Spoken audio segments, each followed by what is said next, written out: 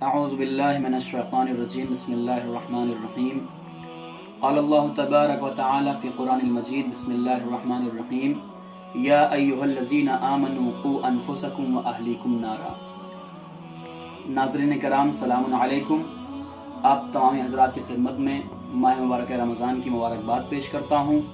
اور خدا سے یہی دعا کرتے ہیں کہ خدا ہم سب کو نیک اعمال کرنے کی توفیق عطا فرمائے۔ خداوند عالم نے قرآن مجید میں ارشاد فرمایا یا ایہا الذین آمنوا قوا انفسکم و اہلیکم نارا، اے صاحبان ایمان بچاؤ اپنے نفسوں کو، و اہلیکم اور اپنے اہل و عیال کو جہنم کی دہکتی ہوئی آگ سے۔ اس کا مطلب یہ ہے کہ اس کوارنٹائن زمانے میں ہمیں بہترین فرصت ملی ہے کہ ہم خداوند عالم سے قریب ہو سکیں، اور صرف خود نمازی بن جانا، خود روزے دار بن جانا، پرہیزگار بن جانا یہ کافی نہیں ہے، بلکہ ہمیں اس کے ساتھ ساتھ اپنے گھر میں ایک ایسا ماحول پیدا کرنا ہے، ایسا معاشرہ بنانا ہے کہ گھر والے بھی ان عبادتوں سے لطف اندوز ہو سکیں اور خدا کے قریب ہو سکیں۔ اب آئیے، دو طریقے کے حقوق ہوتے ہیں جو ہمیں ادا کرنے ہوتے ہیں، ایک ہے حقوق اللہ اور ایک ہے حقوق العباد۔ اس کے بعد اگر آپ دیکھیں اس مہاماری کے زمانے میں، اس کووڈ-19 کے وقت میں کہ جب ہمیں گھر میں رہنے کی فرصت مرحمت ہو گئی ہے، فرصت مل گئی ہے، عام دنوں میں تو لوگوں سے کہا جاتا ہے کہ بھائی نماز پڑھ لیجئے، روزہ رکھ لیجئے، تو لوگ یہ کہتے ہیں، عذر پیش کرتے ہیں کہ ارے ہم ایسی جگہ جاتے ہیں کہ پھر نماز آ کے پڑھنا بڑا مشکل ہو جاتا ہے، اس طریقے سے تمام عذر پیش کرتے ہیں۔ لیکن یہ موقع بالکل بہترین موقع ہے، ہمیں اس کا فائدہ اٹھانا چاہیے اور عبادتیں کرتے ہوئے خدا سے قریب ہونا چاہیے۔ اب ہمارے نوجوانوں کی طرف سے ایک سوال آیا، وہ سوال یہ کہ سب سے بڑی چیز ہے مذہب، سب سے بڑا کوئی چیز ہے تو وہ ہے دھرم ہے۔ تو عزیزان محترم، اس کے جواب میں بس اتنا کہنا چاہوں گا کہ سب سے بڑی چیز اگر کوئی ہے تو وہ ہے انسانیت۔ اگر روئے زمین پر انسان نہ ہو تو مذہب کو فالو کرنے والا کون ہوگا، مذہب کی پیروی کرنے والا کون ہوگا؟ اسی لیے اس وقت جذبات میں آ کر کے کوئی فیصلہ نہ کریں،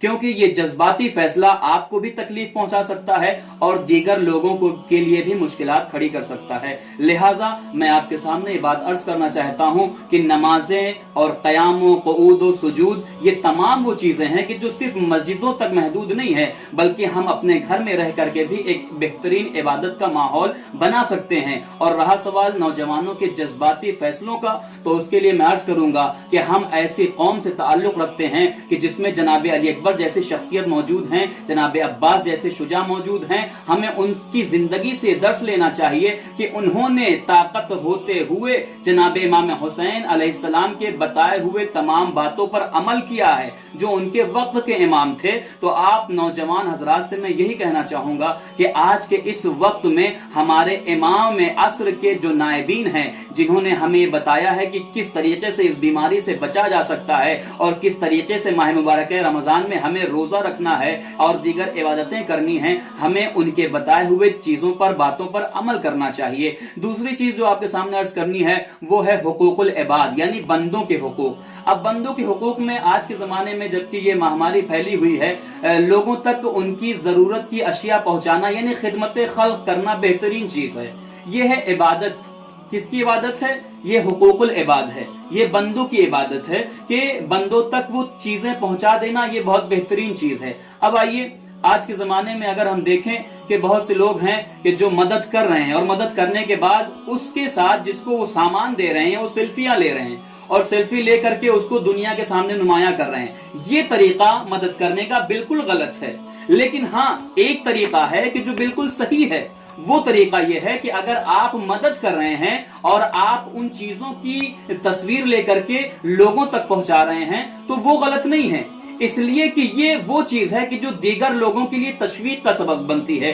شوق کا سبب بنتی ہے۔ تو اس کے لیے ضروری یہ ہے، کیونکہ سب کے پاس اللہ کی توفیق نہیں آتی ہے۔ ہمارے پاس محفوظ صاحب کے پاس بہت دولت ہے، لیکن انہیں یہ طریقہ نہیں پتا ہے کہ وہ کیسے خرچ کی جائے، وہ دولت کہاں استعمال کی جائے۔ اگر ہم یہ چیزیں کر رہے ہیں اور لوگوں تک پہنچا رہے ہیں تو ہمیں اس بات پر غور کرنا چاہیے، فکر کرنا چاہیے کہ کس طریقے سے ہمیں غریبوں کی مدد کرنی ہے، ہمسایوں کا خیال رکھنا ہے، پڑوسیوں کا خیال رکھنا ہے، کیونکہ بہت ہی بڑی چیز ہے کہ اگر اللہ کسی کو کوئی توفیق عطا کر دے، جب تک اللہ کسی کو کسی کام کرنے کی توفیق عطا نہیں کرتا ہے، بندہ وہ کام نہیں کر سکتا ہے۔ اسی لیے مولا کائنات نے ارشاد فرمایا کہ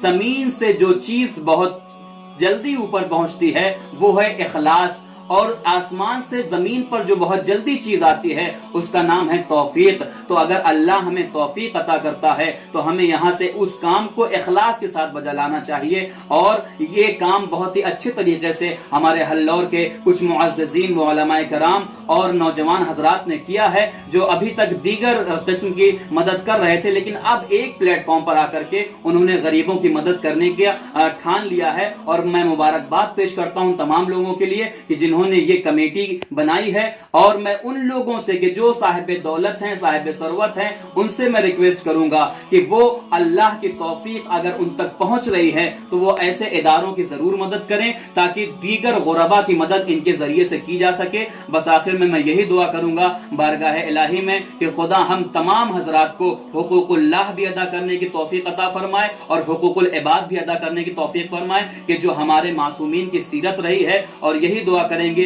कि खुदा इस माह मुबारक रमजान में हमें और आपको ज्यादा से ज्यादा नेक अमाल करने की तौफीक अता फरमाए और हमारे अमाल को शरफ कबूलियत अता फरमाए। फ़क़त वस्सलाम व रहमतुल्लाहि व बरकातहू।